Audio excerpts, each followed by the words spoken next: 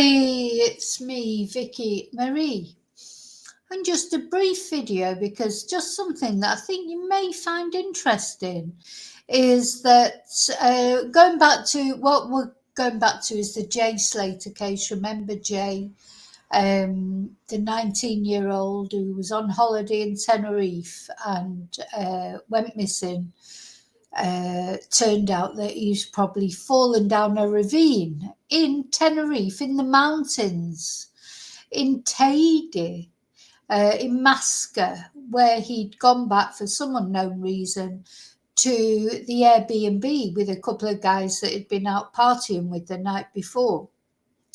Now, just it's not related to Jay's case, so I wonder if Jay's case may have had some sort of impact on this news.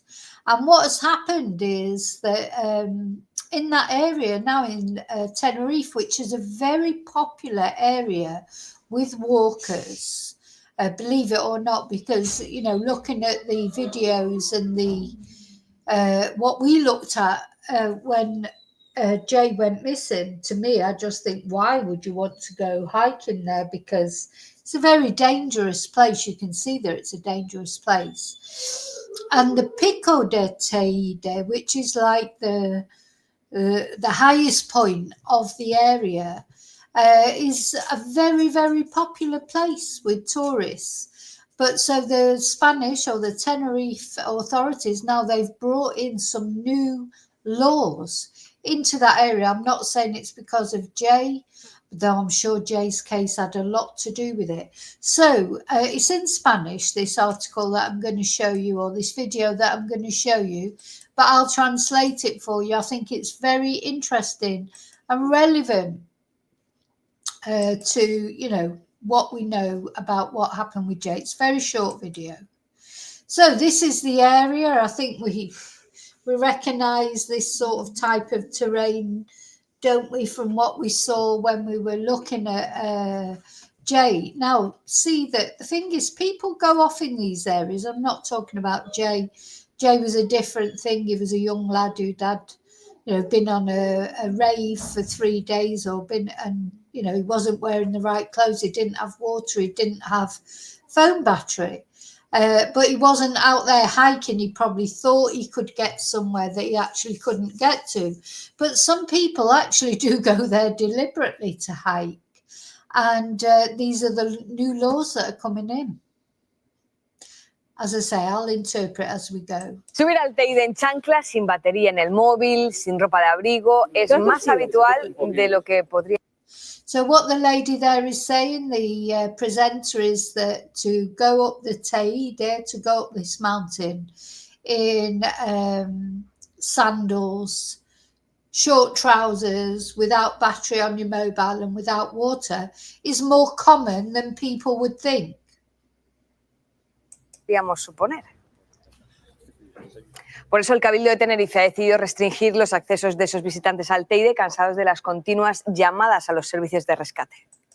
So they're going to change the rules now, and they're going to restrict who can go up there, how many people can go up there, because they're sick to death of the continuous calls, rescue calls.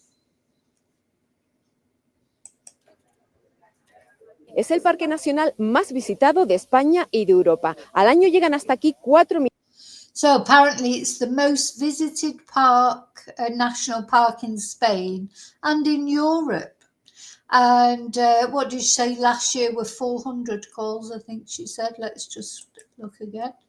Hasta aquí 4 millones de turistas y muchos desconocen la dureza del terreno. Muchas veces 4 million calls from tourists in the last year, people who don't realize how difficult the terrain is.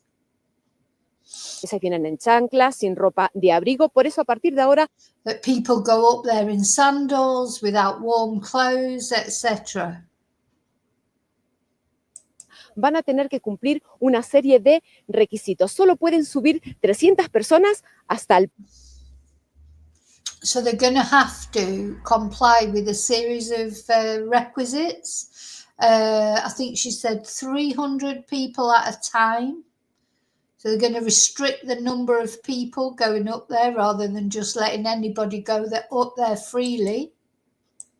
Hasta el pico del Teide y van a tener que venir con calzado adecuado, ropa de abrigo, agua, manta térmicas, Right. hasta el pico del Teide y van a tener que venir Sorry. con calzado adecuado. 300 personas hasta el pico del Yeah, 300 people at a time. Now, don't forget, this is the actual peak of the Teide. Not quite sure how close it was to where Jay actually went missing, but you know what? I think it's good that the controlling people are going up there. This is honestly, I feel this is what's happened with Jay. I know a lot of people feel there was more to it, but I personally don't think there was more to it. I think this place is a very dangerous place, even for seasoned hikers. But especially, for a 19-year-old boy who'd been on a 3-day rave, no water, no battery, already sort of out of it. I mean, he hadn't really had any sleep, had he? He was, tired, all those things. So now, I don't know, as I say, I'm not saying it was because of Jay's case, but it may be that Jay's case was a high-profile case, wasn't it? In Britain, in Spain, etc. So I'm sure it's been part of the reason for this. el Teide y van a tener que venir con calzado adecuado, ropa de abrigo, agua, manta térmica, frontal, So now only 300 people at a time, and they're going to have water, show they've got water. They're wearing shoes, like proper mountaineering shoes, not sandals, proper mountaineering clothing, etc. So the thing is, when it's hot in Spain, you don't realize that when you go up a mountain, it's freezing. Go up in shorts, etc. And not only about the actual temperature, but there's cactus. It's not. Part of it may look as if it'd be, you look at that behind you think, oh, that's not really, there's a path there. It doesn't look that sort of scary, does it? But we saw, from the Jay Slater case, how it can look. teléfono móvil con batería. Oh, and you've got to make sure that your phone's charged up as well. So that's another, don't forget these things. They're for people's own safety. It is to save the rescue teams having to go out for reasons that they shouldn't really have to. I mean, at the end of the day, the mountain rescue, they're there, but they're there for emergencies. They're not there just to find people who've got lost or, didn't have enough water with them, or they didn't have the proper shoes on or whatever. The mountain rescue team are there to save people in life or death situations. Si no cumplen estas medidas, podrían tener sanciones de 600 a 2.000 euros. So if people don't comply with these rules, they can be fined. What was it? 600. Sorry, I've got to listen to it again. 600 a 2.000 euros. They can be faced with fines for between 600 and 2,000 euros. So I suppose they're sort of covering themselves, because if they have to go and save somebody, and of course that's got a cost as well, hasn't it? And those people have got into trouble because they're not wearing the right clothes, or, for those kind of reasons that she outlined, they could be faced with a fine.